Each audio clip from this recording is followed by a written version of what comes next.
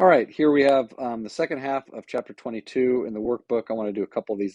They get a little bit tricky here. Um, so chapter 7 here, often, also, or even. Um, and then here we have, we can see here, into fire, into water, into fire and into water. And here's what we really need to focus on. Ebalen auton. Um, And this is probably from a passage about a demon casting. I think this might be the Gospel of Mark, but so often, even. How about, and this is a third singular, but in this case, um, it throws him into water and into fire and into water, into the fire and water. You might be able to put often. It throws him often into fire and water or something like that. But that's probably the best way. But that the tricky thing here is you don't have a subject. You don't have a subject for this third singular, and without the context, it's hard to figure out that it's an it. Um, it throws him into the fire and the water. Okay. Um, this is Peter. This is number 8.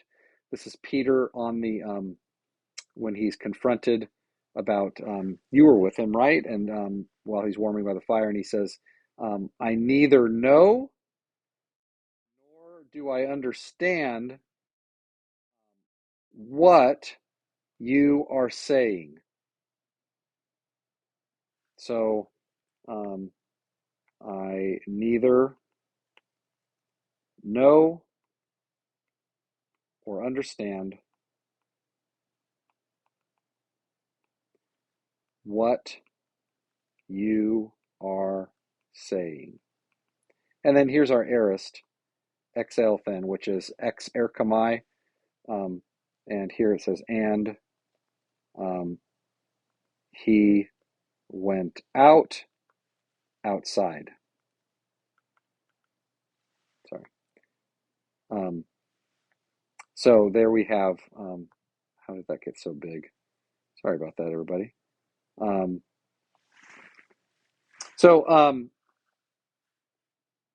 there's a couple of examples here. This is a good one, number 10.